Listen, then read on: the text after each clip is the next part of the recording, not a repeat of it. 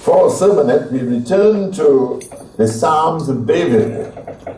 We have been perusing these sequentially, and we're benefiting enormously from what God is teaching us through these Psalms. I went to Cincinnati to the feast last year, and I was at the browsing table.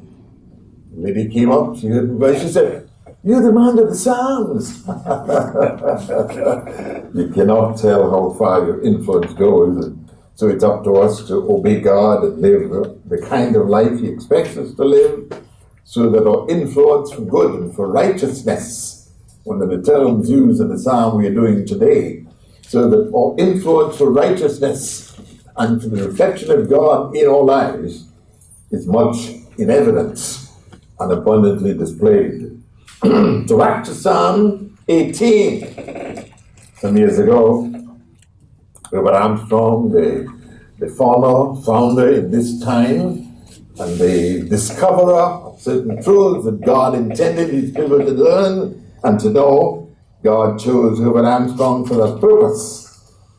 And after a while of singing the regular evangelical songs, he asked his brother Dwight, "Why not write some songs that we in God's church can sing?" And as you note, the songs we sing are scripturally based. They aren't like regular songs of the word. They're scripturally based. And so you have your hymnal. The embodiment of Psalm 18 is found in hymn number 90. Look how wonderfully, closely and clearly Dwight Armstrong expresses the sentimentality of the psalm. The same verbatim, so to speak, can be found in 2 Samuel 22. And he encapsulates in this hymn exactly what David had in mind. I had a friend in the old worldwide Church of God, called his name, you may not know him, but his work lives on. His name was Tommy Jamott. And he undertook to rewrite in poetry form every one of the Psalms. I've read you one or two already. I didn't bring my sheet with the Psalm 18 on it, but he expresses again beautifully the sentiments that David expressed in Psalm 18. Thee will I love, O Lord my God.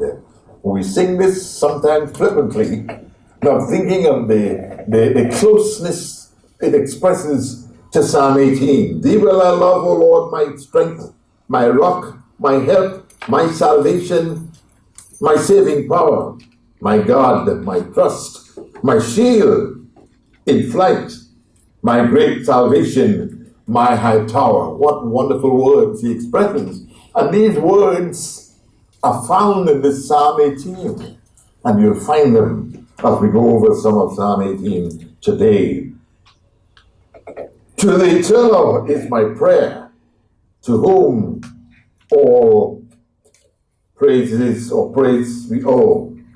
So shall I, by his watchful care, safely be guarded from my foes. I mean, he expresses here clearly what Psalm 18 is saying. Another verse, in my distress, trying to remember this hymn this morning, I said to my wife, what is that hymn?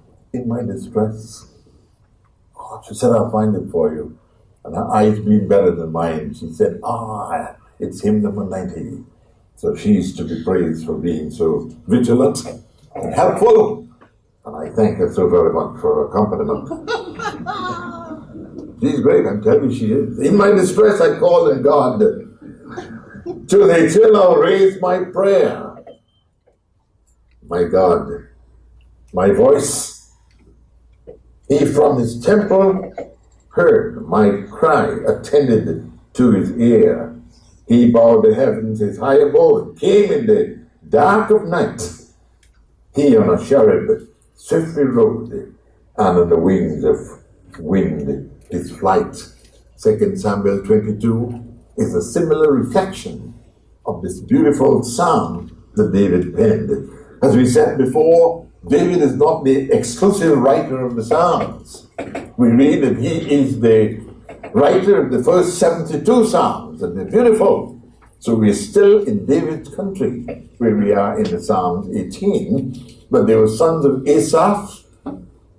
Moses wrote, Solomon wrote, others contributed. And as Israel went up to the temple of God, they sang the hymns. So Dwight Armstrong was not far away when he compiled the hymns we sing so jubilantly and sometimes lightly, not thinking of the importance and the seriousness of the words of the scriptures we're singing. So parents, if your child displays a likeness for writing, for poetry, encourage him. Encourage her. You never can tell how far his ability and his fetish for writing might go. So we can go to the other verses, we sing them regularly, but think of what you're singing and think of what David did in compiling for us, God's people, the beauty of the Psalms. One goes to the Psalms for strength, one goes to the Psalms for courage, one goes to the Psalms to be buoyed. You know those buoys out there in the sea, guide the ships. We go there in the Psalms to find anchorage and certainty, assurance, clarity, direction. And yes, we do. And so we thank God today for David, who took time out to write the Psalms on God's behalf. And God is using them today to still bring to us inspiration, direction, comfort, and hope. I think the last time we did this Psalm 18, we stopped at verse 15. So today we want to pick up where we left off at verse 15. This is a long psalm. It's, I think, 50 verses. 2 Samuel 22 has 51 verses. So we cannot do the entire length of any one psalm if it is very long. So the psalm today, we break it not even in half. We did up to verse 14 the last time. Let's see if we can get at least to verse 50 to verse 30. Then the channels of waters were seen, and the foundations of the world were discovered. At your rebuke, O Lord, at the blast of the breath of your nostrils. Now we know that God's nostrils have breath. We read that He breathed into Adam, and Adam became a living soul. So God imparted to human beings what He has internalized. And hopefully, as we peruse these Psalms, we can internalize what God is imparting to us even today. He sent from above. Again, we go back to the words of the hymn. He sent from heaven. Dwight says, He sent from above. He took me. He drew me out of many waters. How many times has God drawn us out of many waters? We find ourselves in waters too high for us, too deep for us. We can't swim in them. And God, in His mercy, in His kindness, in His love, in His compassion for us, He rescues us when we find ourselves in distress. It is not to us to willfully get ourselves into difficulty, but how often do we? We put ourselves in awkward situations, and God has to rescue us if we call on Him. He is faithful and just to forgive us of our sins and to bring us back to a sure footing. Verse 17, He delivered me. That seemed to be one of God's fortes, to deliver His people out of distress, out of harm's way. He delivers me from my strong enemy. I was noting how enemies, not enemies. Many of us have enemies, people who despise us. As Saul despised David and sought to kill him with a javelin. There are people who are after us with a vengeance. They want to destroy us, but we have a prime enemy. His name is Satan. And he's always after us. He's always trying to overcome us and overthrow us. But by the strength of God Almighty, who has called us into his church. We too can overcome. We too can be overcomers and not succumbers.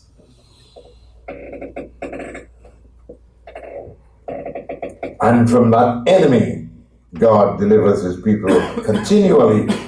As long as we keep our hands in his, he will direct us according to his purpose for us. For they were too strong for me. You can't go up against those strong enemies. You cannot go up against the strong enemy, singular, Satan. Sometimes we think we can. Some years ago, I think I spoke about the fact that Dave, I'm getting old pretty good. I forget deliverance from Satan. And God delivered us from him. In that we said Adam and Eve thought that they were much for Satan. We think we're a match for Satan. No, he can't outsmart me. I know what I'm doing. And then we find ourselves in waters too deep for us. And God has to redeem us and come to our assistance. But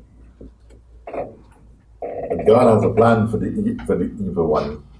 God will deliver us forever from Satan, who is insistent and consistent in trying to devour us and to defeat us. Many a time we find ourselves too far out into the deep. And we have to call on God for deliverance, and he is faithful and just, and he delivers his people in times of distress. It is for us not to foolishly put ourselves in harm's way. And if we do, involuntarily or stupidly, find ourselves in waters too deep for us, call on God, and he, as he did for David, will deliver us in times of distress. Verse 18. They prevented me in the day of my calamity, but the Lord was my stay. Can you say this morning that God is your stay? Are you anchored? Are you on strong, sure footing? Can you say, God is my anchor? We have another hymn. God is my rock, my salvation. We've got to let our moorings be in God. We cannot successfully, by ourselves, live this Christian life. We need an anchor. I have an anchor, says the evangelical song, sure deep. And so David says here, the Lord is my stay. Make God your stay. Make God your mooring. Make God your sure foundation.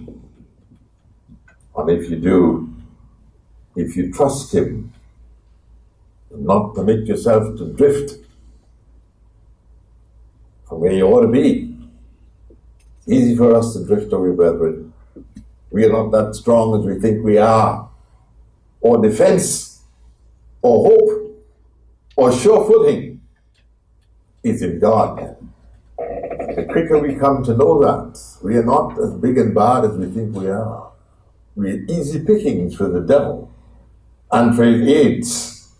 But God promises to be our stay and our strength and our salvation. And it is up to us to be moored and anchored in God. And we will find him a quick deliverer. Verse 19. He brought me forth also, I like this, into a large place. Are you in a large place this morning? Do you feel confined, restricted, not growing in grace, not growing in understanding? You come here every week and expose your mind to God's truth. That's not because those who speak have nothing else to do. But God is sending his word to you that you might grow thereby, grow in grace and in the knowledge of our Lord and Savior Jesus Christ. We who speak expect you to be growing. More than that, God expects you to grow. And God has a panorama of us on the earth. He can see if you're growing. if you're internalizing these thoughts that we express, He's looking at us. Did you hear that last week in church? What are you doing? Doing what you're doing now. And it chastises us. But we must take the chastisement and the bringing back to mind what God has put before us through our ministry, through those whom God is using, because He wants to use you too. We are all children of God. And as you submit to the way of God, it is not difficult for Him to put you in a large place. Hopefully you're in a large place this morning. You're able to resort to God and find the strength that He is poised to give to you. He brought me also into a large place. He delivered. That seemed to be the forte of God. Delivering people from the distress, from hardships, from difficulties, from what you find yourself in. He delivered me because He delighted in me. And we need to know that, brethren. God delights in us. That's why He's called us. That's why He's placed us into His church. We usually tell people, you did not join this church. God put you here. And if He put you here, it's got to be for a reason. There's no like getting up and going where you want to go. This is where God has put me. One guy said to me once, said, "Oh, Lomax, you're like an old," I forget what he called it, but he recognized that I'm old. But he said, as long as I've been coming to the church, you've been there. You've not been flighty. You've been a mooring. You've been stable. The Bible says, God is our stay. I have nowhere to go. This is what I understand. Since back in my country and I heard the broadcast, the world tomorrow, and God led me step by step till I got myself here in New York. Got a letter from Pasadena that says we're having some lectures at Crystal Palace. Like you to come. We went to Crystal Palace. We heard a different message from the message of the evangelicals. This was strange. The guy looked and said, "You're not going to heaven." I wanted to hide because that's all I was taught. You're going to go to heaven when you die. I started reevaluating my theology. We covered a couple of weeks ago the theology of Paul. I started looking at my theology, what I've heard.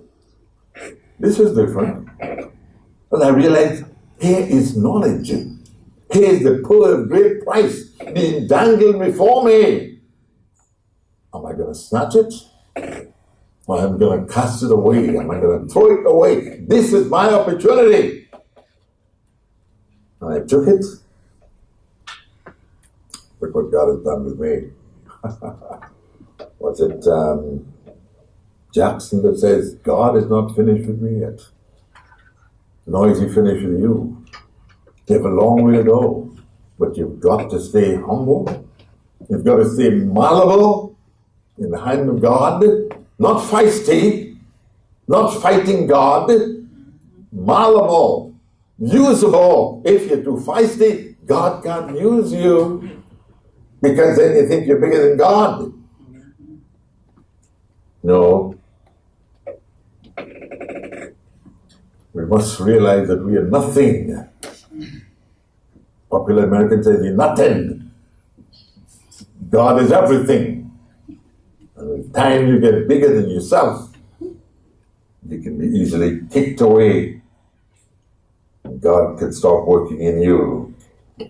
Verse 20, the Lord rewarded me according to my righteousness. And reading this, I said, my righteousness? My righteousness is God's righteousness. All my righteousness in Isaiah 64 is as filthy rags. How righteous are you? Well, you're nothing, brethren. At the moment we start elevating ourselves and think we're bigger than God and we're better than God, pride, says the Proverbs, goes before a fall. And we find ourselves beginning to descend instead of ascending. Not that you want to be Mr. Big Mucky. You want God to use you as He sees you can handle it. Do you wonder sometimes why you're not rich? because God knows you can't handle money rightly. And so He withholds it from you in measures that you would like. God deals with it with us as He sees us.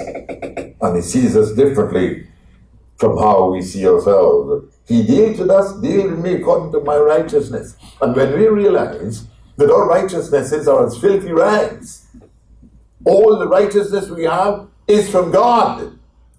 And it should make us humble, because we are not upright. According to the cleanness of my hands,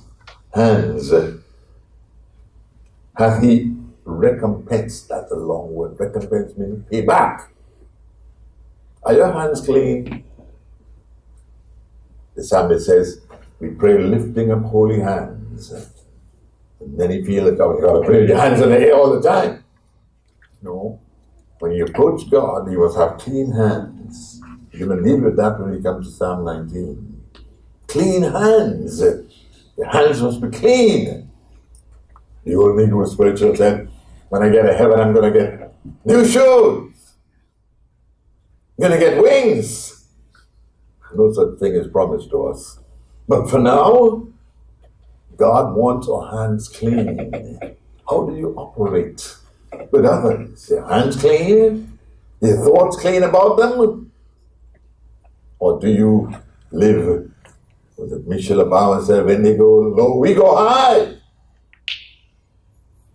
Let us look to God, maintaining clean hands and the pure heart. The cleanness of my hands hath He recompensed me. God will pay us back. The popular saying is Jesus said, do unto others as you expect them to do unto you.